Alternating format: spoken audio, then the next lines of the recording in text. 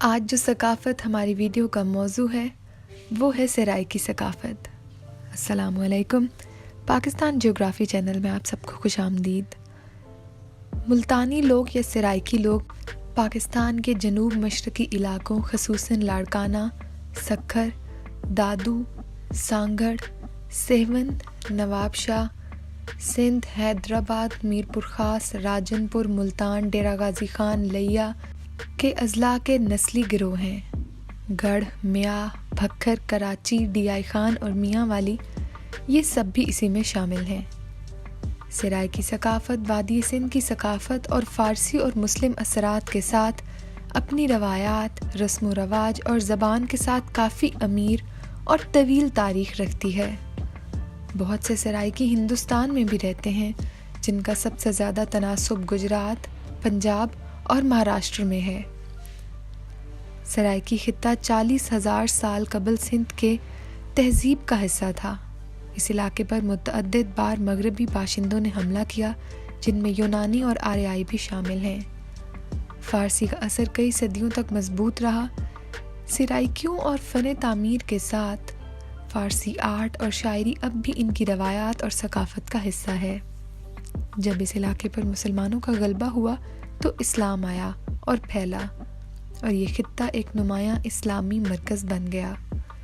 1947 میں پاکستان کی آزادی کے وقت مسلمانوں کی آبادی مغربی پاکستان کے لوگوں کا 75 سے 95% کے درمیان تھی۔ مشرقی پنجاب سے تعلق رکھنے والے مسلمان 45% تھے اور تقریباً سبھی پاکستان اور کچھ دوسرے خطوں میں ہجرت کر گئے تھے۔ سرائیکی سندھ میں بولی جانے والی 3 زبانوں میں شامل ہے۔ ماضی میں تمام سرائیکی علاقے ملتان نامی ایک ہی انتظامی ادارے کا حصہ تھے، لیکن اب یہ ایک ضلع ہے جسے تمام سرائیکی علاقوں کی ماں بھی تسلیم کیا جاتا ہے۔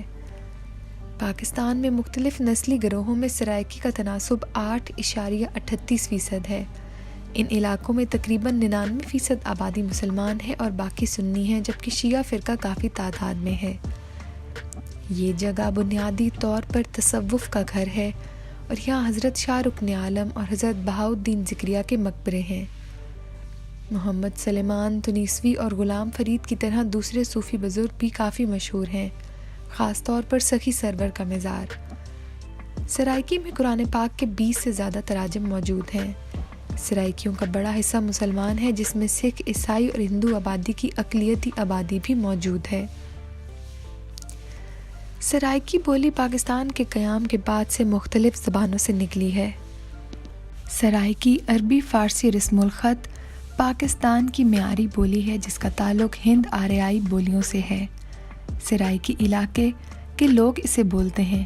اس کے واحد شناخت ہونے کا حوالہ دینے کے لیے کوئی مناسب کاغذی کارروائی نہیں ہے، پھر بھی یہ 18 ملین سے زیادہ لوگوں کی بولی جانے والی روزمرہ کی زبان اور تاریخی طور پر لکھی گئی زبانوں کو جمع کرنے پر مرکوز ہے۔ یہ بنیادی طور پر سرائیکی بولنے والے لوگ ہیں جو پنجاب کے شمال مغربی اور جنوبی نصف ڈی آئی خان کے جنوبی اضلاع اور کے پی کے علاقوں پر مشتمل ہے۔ بلوچستان اور سندھ کے پڑوسی سرحدی علاقوں میں اور افغانستان میں بولی جاتی ہے۔ بہاولپور، ملتان اور ڈی جی خان، سرگودھا، ملتان اور ڈی آئی خان کے رہنے والے اسے اپنی پہلی زبان کے طور پر بولتے ہیں، جبکہ یہ عام طور پر سندھ کے مغربی اور شمالی علاقوں، کراچی اور بلوچستان کے کچھ علاقوں میں دوسری زبان کے طور پر بولی جاتی ہے۔ اس علاقے کے نامور شاعروں کی ایک طویل فہرست ہے اور ان کی شاعری قابل تعریف ہے۔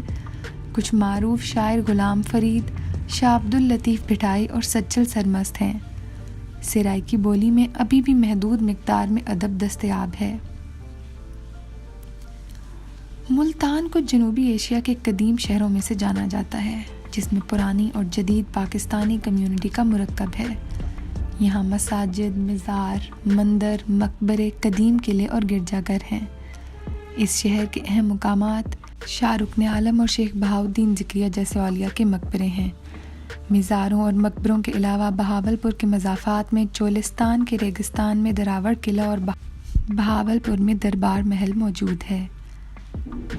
اس علاقے کے پکوان روایتی پاکستانی پکوانوں سے زیادہ الگ نہیں ہیں، لیکن سوہانجنا اس خطے کی پسندیدہ غذا ہے۔ سبزی اور سون حلوہ، ملتان کا روایتی مٹھاس بھی ان مشہور کھانوں میں درج ہیں۔ کبڈی اس خطے کا مشہور کھیل ہے۔ بہاولپور اور ملتان کے شہر کے علاقوں میں مختلف دستکاری اور فنون پروان چڑھے ہیں، جن میں رقص اور موسیقی اہم ثقافتی اجزاء ہیں اور زیادہ تر تقریبات کا حصہ ہیں۔ تہواروں میں جھومر بلوچستان اور ملتان کا روایتی لوک رقص ہے۔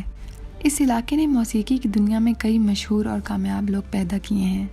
سرائکی گانے صحرا کی خوبصورتی کے بارے میں ہیں اور اس علاقے کے مقبول گلوکاروں میں عطا اللہ خان عیسیٰ خیلوی، عابدہ پروین اور پٹھان خان شامل ہیں۔ بہت سے واقعات اسلامی کیلنڈر اور تہواروں پر مبنی ہیں جو سنتوں کی یاد میں منائے جاتے ہیں اور خطے کی مسلم رسومات کو یاد کرتے ہیں۔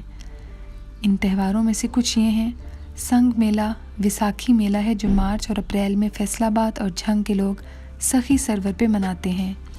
یہ بنیادی طور پر گندم کی کٹائی کے وقت منایا جاتا ہے اور بعض جگہوں پر اسے بسنت بھی کہا جاتا ہے۔